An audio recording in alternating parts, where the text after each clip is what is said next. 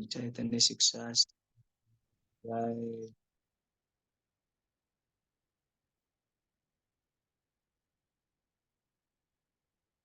श्रीमद् भगवद गीता यथारूप श्लोक संख्या 8 अध्याय क्रमांक 2। नित्य भगवद गीता रीडिंग में आपका स्वागत है। श्रीमद् भगवद गीता अध्याय 2 श्लोक संख्या 8।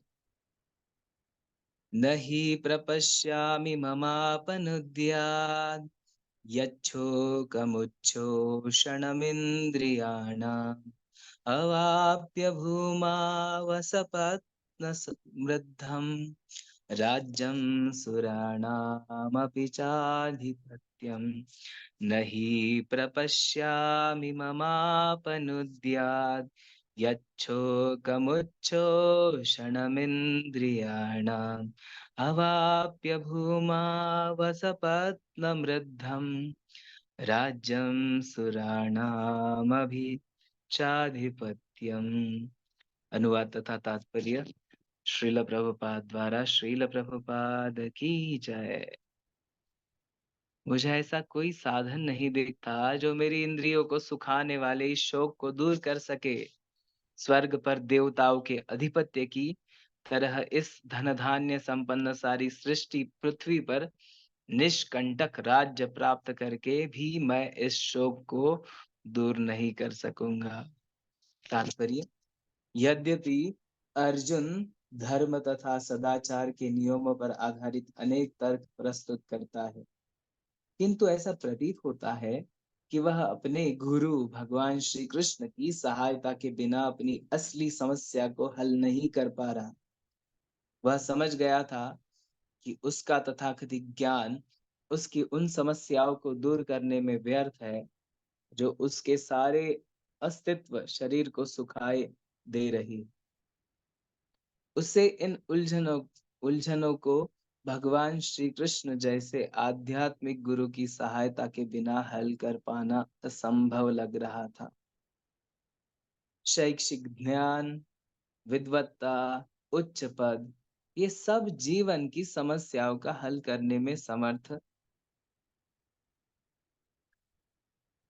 करने में व्यर्थ है।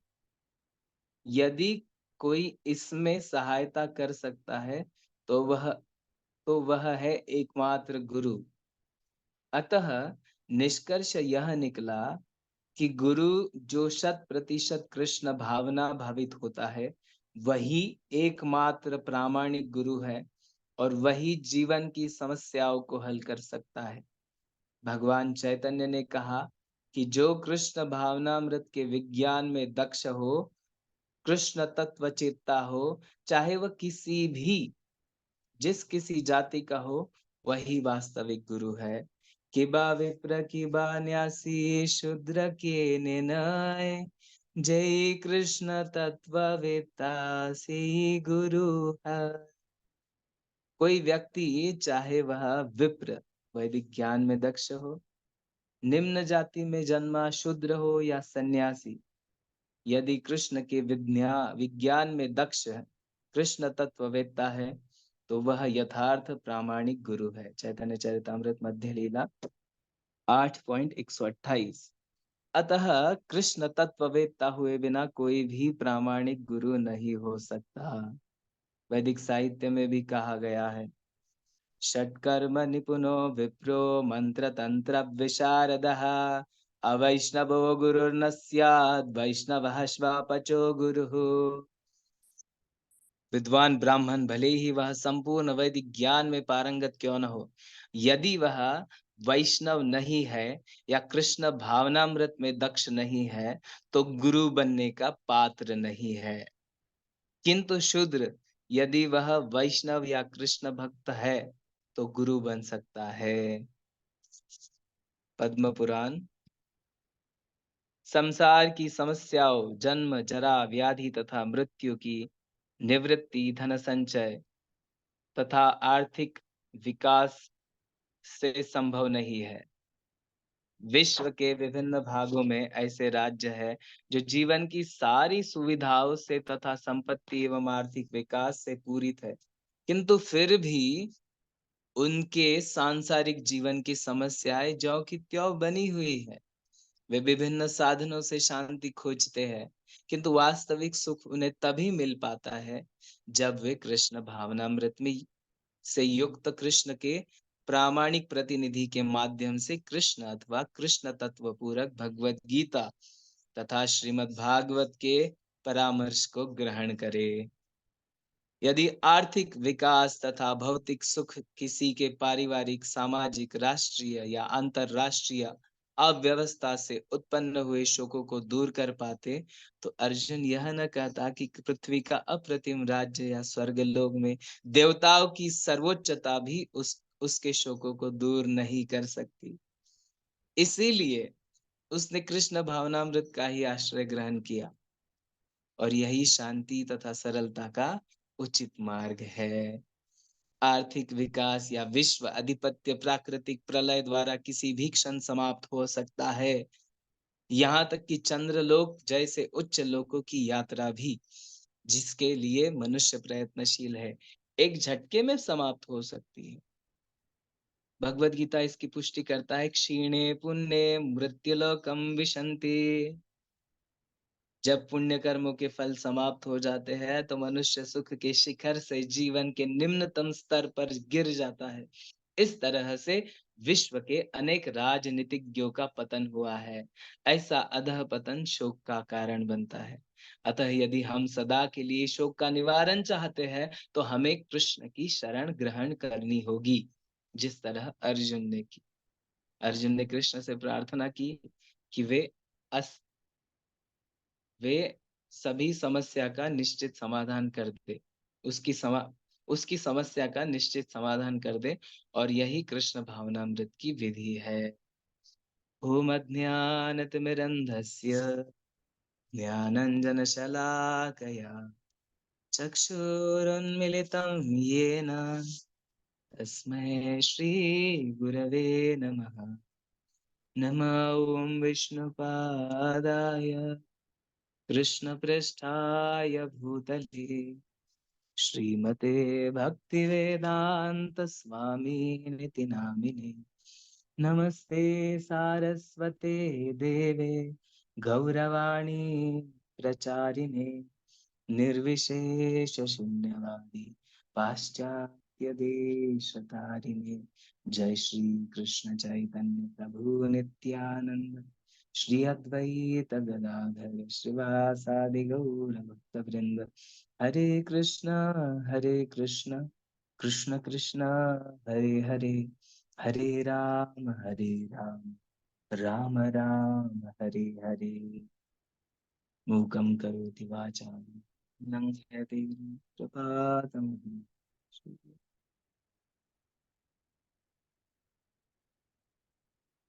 हरे कृष्ण। तो श्रीमद् भगवद गीता के दूसरे अध्याय का 8वां श्लोक आज देख रहे हैं। हमने देखा कल के श्लोक में, 7वें श्लोक में, कार्पण्य दोषो स्वभाव पृच्छामि त्वां धर्म सम्मूढ़ चेतः यश्रेयस्यान् निश्चितं ब्रूहि तन्मे शिष्यस्ते हम शाधिमाम त्वां प्रपन्नम।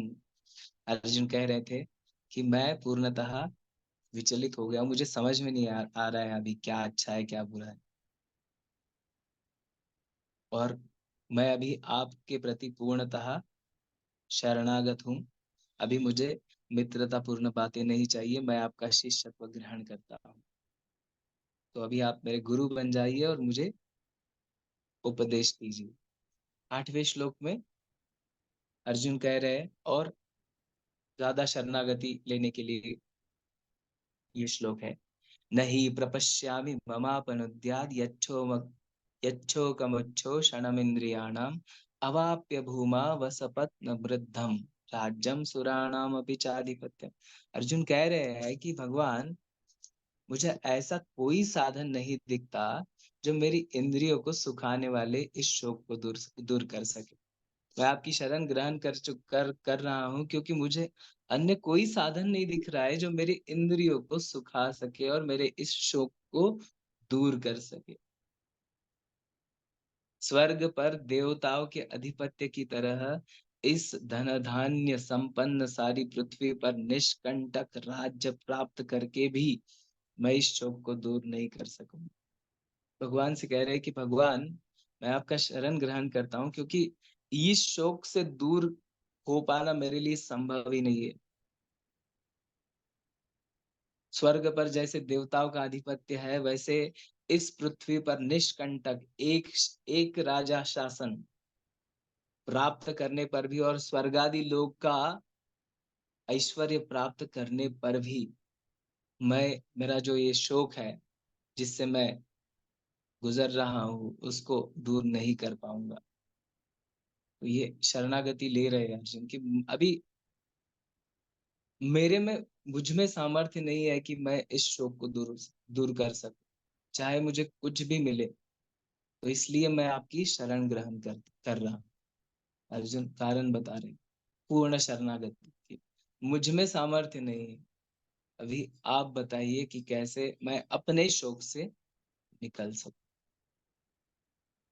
तात्पर्य में श्रील प्रभुपाद जी समझाते हैं कि यद्यपि अर्जुन धर्म तथा सदाचार के नियमों पर आधारित अनेक तर्क प्रस्तुत करता है, किंतु ऐसा प्रतीत होता है कि वह अपने गुरु भगवान श्री कृष्ण की सहायता के बिना अपनी असली समस्या को हल नहीं कर पा रहा।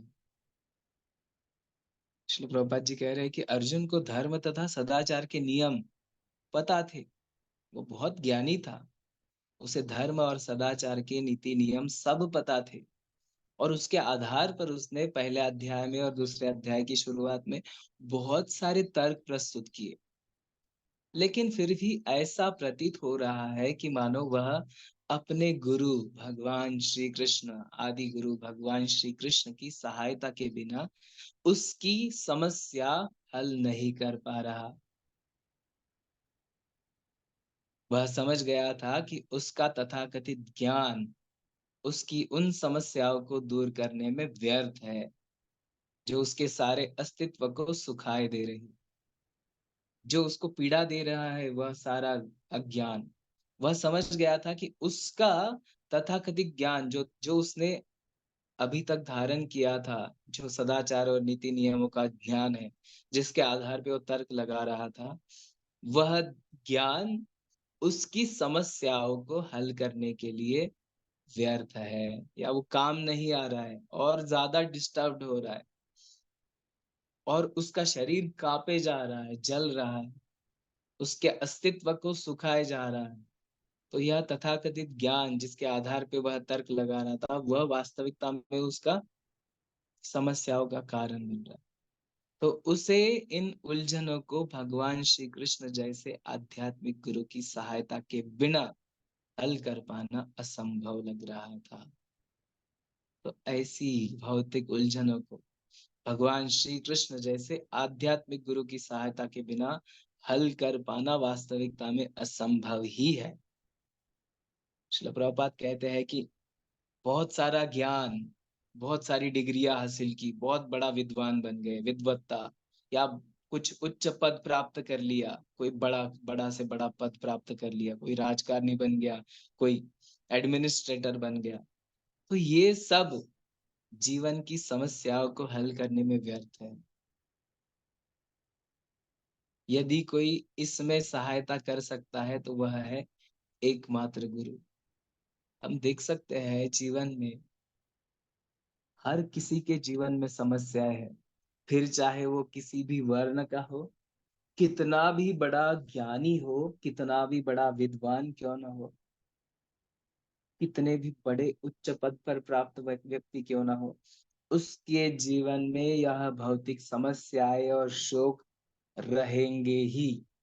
और इन समस्याओं को हल करने में ये जो है भौतिक चीजें, ज्ञान, पद, सामर्थ्य, विद्वत्ता, ये सब व्यर्थ है। इनके आधार पर हम इन समस्याओं का हल नहीं निकाल सकते। तो यदि कोई इसमें सहायता कर सकता है तो वो कौन है? एकमात्र गुरु। गुरु की सहायता से हम जो जीवन के जो समस्याएं हैं उनका हल प्राप्त कर सकते हैं। तो अतः निष्कर्ष यह निकला कि गुरु जो 100% कृष्ण भावना भावित हो, दिखाने वाला गुरु नहीं, जो दिखावा करता हो ऐसा गुरु नहीं, निष्कर्ष क्या है? श्रील प्रभुपाद कहते हैं कि अतः निष्कर्ष यह निकला कि गुरु कैसा है? वो 100% कृष्ण भावना भावित, 100% कृष्ण कॉन्शियस, वही एकमात्र प्रामाणिक गुरु है और वही जीवन की समस्याओं को हल कर सकता है। ऐसा व्यक्ति जो पूर्णतः 100% कृष्ण कॉन्शियस है, पूर्णतः भगवान की सेवा में लगा हुआ है, 100% कृष्ण भावना भावित, वही एकमात्र प्रामाणिक गुरु है जो गुरु शिष्य परंपरा में आके कृष्ण भावना में लगा हुआ है। वही एकमात्र प्रामाणिक गुरु है और वही जीवन की समस्याओं को हल कर सकते हैं।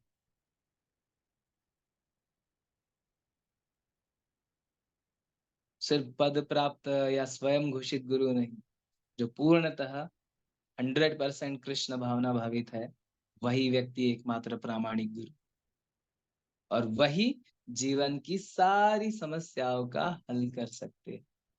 श्री चैतन्य महाप्रभु क्या कहते हैं? जो कृष्ण भावनामृत के विज्ञान में दक्ष हो, कृष्ण तत्ववेत्ता हो, चाहे वह किसी भी जाति का क्यों न हो, वही वास्तविक गुरु है। कैसा गुरु?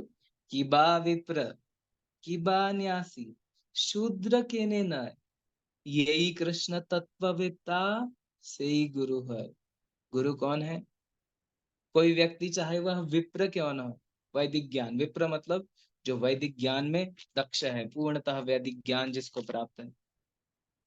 कि बा न्यासी, न्यासी मतलब सन्यासी, चाहे वह सन्यासी क्यों ना हो, चाहे वह शूद्र क्यों ना हो, जय कृष्ण तत्ववेत्ता से ही गुरु है। यदि कृष्ण के विज्ञान में, कृष्ण तत्ववेत्ता है, कृष्ण के विज्ञान में दक्ष है, उसे पूर्णतः कृष्ण का ज्ञान प्राप्त है और जिसने कृष्ण का ज्ञान विज्ञान बना लिया है, जो ज्ञान को अपने जीवन में उतारता है, उसे विज्ञान कहते हैं। तो ऐसे कृष्ण भावना भावित व्यक्ति जो 100% कृष्ण भावना भावित है, वे प्रामाणिक गुरु है। वह यथार्थ प्रामाणिक गुरु है। चैतन्य चरितामृत के मध्य लीला के 8वें अध्याय के 128वें श्लोक में यह कहा। तो ऐसा जरूरी नहीं है कि ब्राह्मण कुल हो, जन्म ब्राह्मण कुल में हो, ऐसा हो वैसा, ये कुछ मायने नहीं रखता। जो 100% कृष्ण कॉन्शियस है, वो गुरु होता है, वास्तविक गुरु होता है। आगे देखेंगे हम श्रील प्रभुपाद जी क्या कहते हैं। तो यहाँ पे वैदिक शास्त्रों में भी कहा गया है, श्रील प्रभुपाद कह रहे हैं कि वैदिक शास्त्रों का ये दे रहे पद्म पुराण का, षट्कर्म विपुण निपुणो विप्रो मंत्र तंत्र विशारदः अवैष्णव गुरुर्न स्याद् वैष्णवः श्वापचो गुरु। पद्म पुराण का एक श्लोक है जिसमें कहा गया है कि विद्वान ब्राह्मण भले ही वह संपूर्ण वैदिक ज्ञान में पारंगत क्यों न हो, यदि वह वैष्णव नहीं है या कृष्ण भावनामृत में दक्ष नहीं है, तो गुरु बनने का पात्र नहीं है। किंतु शूद्र यदि वह वैष्णव या कृष्ण भक्त है, तो गुरु बन सकता है। हरि बोल। क्या कह रहे हैं? षट कर्म विपुण निपुणो विप्रो, षट कर्म निपुणो विप्र, कोई ऐसा विद्वान ब्राह्मण जो समस्त वैदिक ज्ञान में पारंगत भी क्यों ना हो, मंत्र तंत्र में विशारद क्यों न हो, यदि वह वैष्णव नहीं, अवैष्णवो गुरुर्न स्यात्, अवैष्णवो गुरुर्न स्यात्, जो भगवान श्री कृष्ण का भक्त नहीं है, वह कभी भी गुरु नहीं बन सकता। अवैष्णवो गुरुर्न स्यात्, वैष्णवः श्वपचो गुरु। जो कृष्ण भावनामृत में दक्ष नहीं है, जो भगवान श्री कृष्ण की सेवा में लगा नहीं है, गुरु शिष्य परंपरा में नहीं आता है और भगवान श्री कृष्ण की प्रेममयी भक्तिमयी सेवा में नहीं लगा हुआ है, वह गुरु बनने का पात्र नहीं है।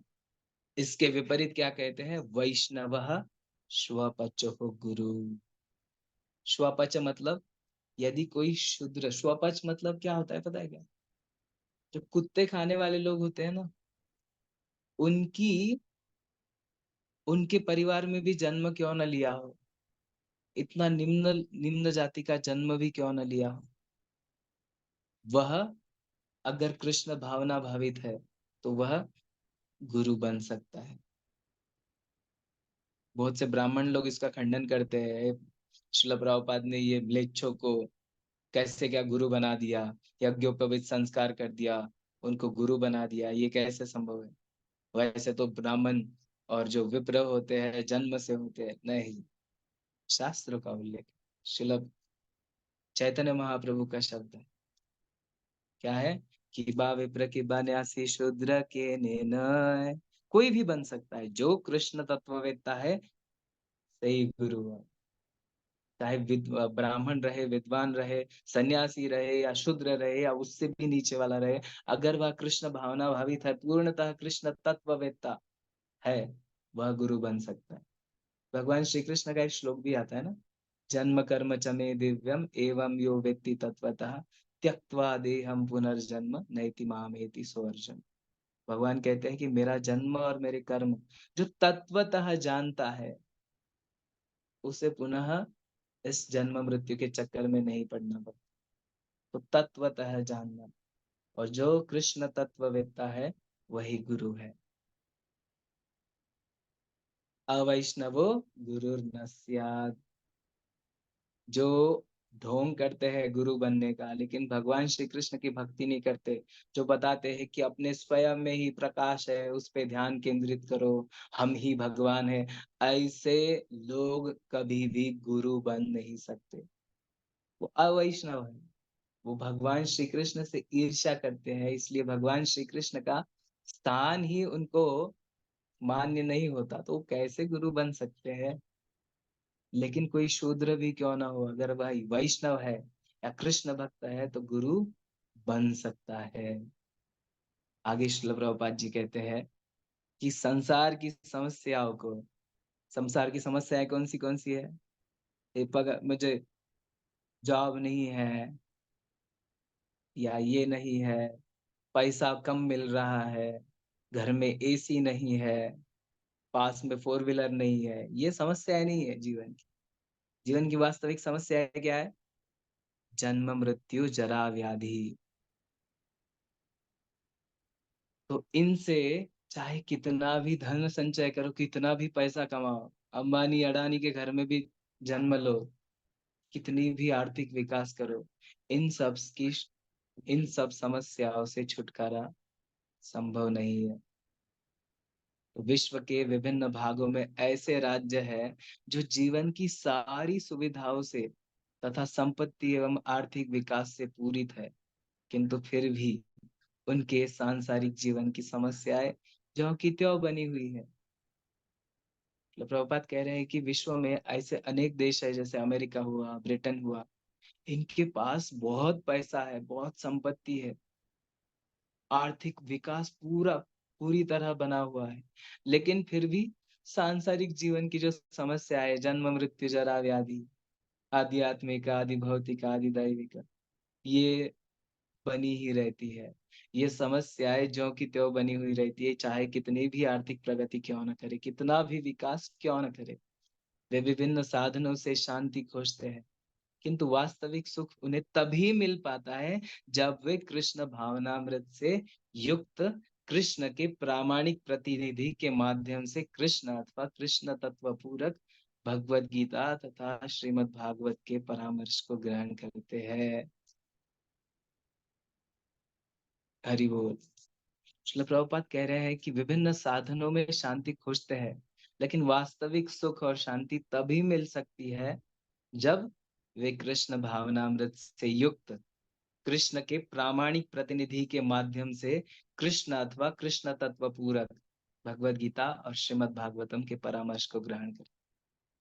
शांति तभी मिल सकती है जब कृष्ण भावना भावित जो गुरु है, परंपरा में प्राप्त प्रामाणिक प्रतिनिधि, उनके मार्गदर्शन में भगवान श्री कृष्ण की शरण ग्रहण करे और भक्ति मार्ग पे लग जाए, और उन्हीं प्रामाणिक गुरु के मार्गदर्शन में श्रीमद् भगवत गीता और श्रीमद् भागवतम, जो श्री भगवान श्री कृष्ण के तत्व से पूर्णतः भरे हुए हैं, ऐसे ग्रंथों के परामर्श को ग्रहण करे, ऐसे ग्रंथों को समझे, सीखे, अपने जीवन में उतारे, तभी संभव है। कल हिज होलीनेस परम पूज्य लोकनाथ स्वामी महाराज बता रहे थे कि इस जीवन में ना, इस जग में जितने भी जीव है, उन सबको कृष्ण की कमी है। हर जीव यहाँ पे कृष्ण की खोज में है, और वास्तविक सुख और शांति जब कृष्ण के साथ जुड़ जाएगा तभी हो सकती है। वास्तविकता में हर जीव जब तक कृष्ण के साथ नहीं जुड़ेगा, वह संतुष्ट और शांत नहीं रह सकता। वही एकमात्र नीड है। तो श्रील प्रभुपाद जी भी कह रहे हैं कि यदि आर्थिक विकास तथा भौतिक सुख किसी के पारिवारिक, सामाजिक, राष्ट्रीय या अंतरराष्ट्रीय अव्यवस्था से उत्पन्न हुए शोकों को दूर कर पाते, तो अर्जुन यह कभी नहीं कहता कि पृथ्वी का अप्रतिम राज्य या स्वर्गलोक में देवताओं की सर्वोच्चता भी उसके शोकों को दूर नहीं कर सकती। श्रील प्रभुपाद कह रहे हैं कि बहुत सुख समृद्धि, बहुत सारा धन या सामाजिक, राष्ट्रीय, अंतरराष्ट्रीय व्यवस्था, बहुत सुख संसाधन और व्यवस्थाएं, बहुत अच्छी व्यवस्था या अव्यवस्था से उत्पन्न हुए शोकों को दूर कर पाते, भौतिक सुख। क्या कह रहे हैं कि भौतिक सुख और आर्थिक विकास अगर ऐसे शोकों को दूर कर पाते, तो अर्जुन यह कभी नहीं कहता कि पृथ्वी का अप्रतिम राज्य, एक छत्र शासन पृथ्वी का, या स्वर्गलोक के देवताओं की सर्वोच्चता भी उसके शोकों को दूर कर नहीं सकती। अगर भौतिक संपत्ति और सुख यह दूर कर सकती, तो अर्जुन ऐसा कभी नहीं कहते। इसलिए उसने क्या किया? कृष्ण भावनामृत का ही आश्रय ग्रहण किया है, और यही शांति तथा समरसता का समरसता का उचित मार्ग है। तो अगर हमें शांति, समरसता और प्रसन्नता चाहिए, तो एकमात्र मार्ग है भगवान श्री कृष्ण की भक्ति। कृष्ण भावनामृत का ही आश्रय ग्रहण कर लेना चाहिए। आर्थिक विकास या विश्वाधिपत्य प्राकृतिक प्रलय द्वारा किसी भी क्षण समाप्त हो सकता है। आर्थिक विकास कितना भी करेंगे ना, क्षण में समाप्त हो सकता है। चाहे हम कितना भी संपत्ति प्राप्त क्यों न करें, क्षण भर में कितना भी आधिपत्य प्राप्त क्यों न करें, प्राकृतिक प्रलय, एक ऐसे भूकंप आ गया, सुनामी आ गया, सब कुछ देश के देश नष्ट करके चला गया। भूकंप आ गया, सब कुछ नष्ट करके चला जाता है। बाढ़ आ गई तो सब लेके जाती है। तो ऐसे प्राकृतिक प्रलय आ गए तो क्षण में नष्ट हो सकता है। अभी दुबई में बारिश हुई थी और पूरा दुबई भर गया था, अभी 4 दिन की बात है। तो क्षण में गायब कर सकता है, तो अप्राकृतिक आपदा है। तो कितना भी आर्थिक विकास क्यों न करे, यह सीमित है, कब कब निकल जाएगा। और वास्तविकता में मृत्यु तो है ही। अब कितना भी संचय क्यों न करे, कब मृत्यु आए एक झटके में, गायब हम। वो संपत्ति वैसे का वैसा रहेगा। हम यहाँ सोचते हैं कि हम मालिक हैं, हम इसके कंट्रोलर हैं। बिल्कुल नहीं। ये संपत्ति, यह सब कुछ भगवान का है। हम यह मिथ्या अहंकार से सोचते हैं कि मेरा मेरा मेरा है। कुछ आपदा निकाल सकती है, या मृत्यु तो निकाल ही देगी सब कुछ, है कि नहीं? तो श्रील प्रभुपाद कह रहे हैं कि यहाँ तक कि इस भूमि की तो बात ही छोड़िए, यहाँ की संपत्ति की बात ही छोड़िए, कोई चंद्रलोक जैसे उच्च लोकों की यात्रा भी, जिसके लिए मनुष्य प्रयत्नशील है, नासा, इसरो और बाकी सारे देश चंद्र पे जाने के लिए प्रयत्नशील है, वो भी एक झटके में समाप्त हो सकती है। श्रीमद् भगवद गीता इसकी पुष्टि करती है। कैसे? अगर कोई चंद्रलोक में भी गया, क्षीणे पुण्य मृत्युलोकम विशंति, क्षीणे पुण्य मर्त्यलोकम विशंति, जब तक पुण्य का संचय है तब तक हम स्वर्ग आदि लोक में रह सकते हैं। जैसे मानो, एक उदाहरण देता हूँ। अभी हमारे पास 2 लाख रुपए है, और हमने सोचा कि हाँ चलो जाते हैं कोई दूसरे देश में, जाके एंजॉय करके आते हैं। तो हम टिकट निकालेंगे हवाई जहाज का, फिर वहां जाएंगे, हमारे पैसे लगेंगे, 2 लाख ही है हमारे पास। तो हम कब तक वहां रह सकते हैं? जब तक हमारे पैसे खत्म नहीं हो जाते, और पैसे खत्म हो गए ना, तो उधर का देश अपने को धक्का मार के वापस भेज देगा इंडिया में। तो उसी प्रकार जब तक हमारे पुण्यों का संचय होता है ना, अकाउंट में जितना पुण्य है उसके आधार पे स्वर्ग आदि लोक में रहने को मिलता है। और क्षीणे पुण्य, जैसे ही पुण्य कर्म खत्म हो जाते हैं, वापस इधर फेंक दिया जाता है पृथ्वी लोक पर। तो एक क्षण में तो मनुष्य सुख के शिखर से जीवन के निम्नतम स्तर पर गिर जाता है, एक क्षण में। तो जब पुण्य कर्मों का फल समाप्त हो जाते हैं, तो मनुष्य सुख के शिखर से जीवन के निम्नतम स्तर पर गिर जाते हैं। इस तरह विश्व के अनेक राजनीतिज्ञों का पतन हुआ है, अनेक नेता आए और पतन हो गया। ऐसे अधःपतन शोक का कारण बनता है। अतः यदि हम सदा के लिए शोक का निवारण करना चाहते हैं, तो हमें कृष्ण की शरण ग्रहण करनी होगी। अगर हमें शोक नहीं चाहिए ना, किसी को शोक नहीं चाहिए, सब आनंद में रहना चाहते हैं, तो श्रील प्रभुपाद कह रहे हैं कि यदि हम सदा के लिए शोक का निवारण चाहते हैं, तो क्या करना होगा? हमें भगवान श्री कृष्ण की शरण ग्रहण करनी होगी, जिस तरह अर्जुन ने की। अर्जुन ने कृष्ण से प्रार्थना की कि वे उसकी समस्या का निश्चित समाधान कर दे, और यही कृष्ण भावनामृत की विधि है। तो हमें चाहिए कि हमें भगवान श्री कृष्ण की शरण ग्रहण करना। और वह कैसे संभव होगा? प्रामाणिक गुरु के मार्गदर्शन में। जैसे हमें अभी हम जो भगवत गीता पढ़ रहे हैं, वे गुरु शिष्य परंपरा में आई है, और श्रील प्रभुपाद ने हमें समझाई है। तो हम श्रील प्रभुपाद उनके जो शिष्य है, उनसे सुन सकते हैं। प्रामाणिक गुरु, उनकी शरण ग्रहण करना, ये सबसे अनिवार्य है। और यही कृष्ण भावनामृत की विधि है। किसी का कोई प्रश्न है तो पूछ सकते हैं।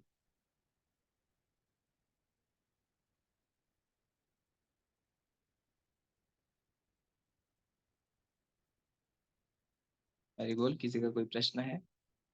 कुछ ऐड करना है तो ऐड कर सकते हैं, कोई पॉइंट छूट गया रहे, कुछ समझ में नहीं आया तो पूछ सकते हैं।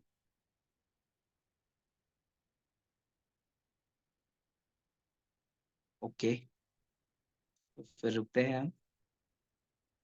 वंशाकल्पतरुभ्यश्च कृपा सिन्धुभ्य एव च पतितानां पावनेभ्यो वैष्णवेभ्यो नमो नमः। अनंत कोटि वैष्णव वृंद की जय। जगत गुरु श्रील प्रभुपाद की जय।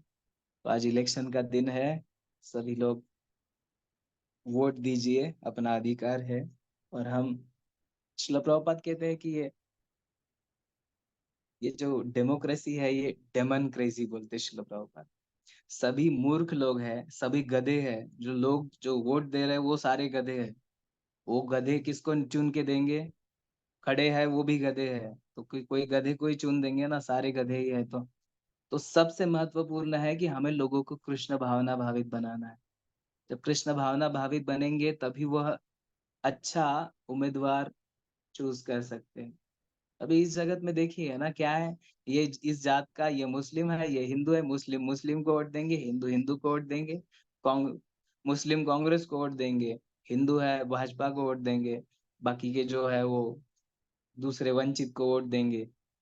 सब जातवाद की, ऐसा नहीं था कभी भी शासन प्रणाली। और शिल प्रभुपाद इसके बहुत अगेंस्ट थे। पहले क्या कैसा रहता था? राजाओं को, जो उनके गुरु, आध्यात्मिक गुरु थे, वो ट्रेनिंग देते थे कि राज्य कैसे करना है।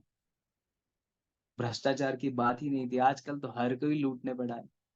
बट फिर भी हमारा कर्तव्य है, इसमें भी जो योग्य है, जैसे हमें पता ही है अपने सनातन धर्म के लिए जो योग्य है, उनके लिए इलेक्शन में वोट देना जरूरी है, और वह हमारा कर्तव्य है।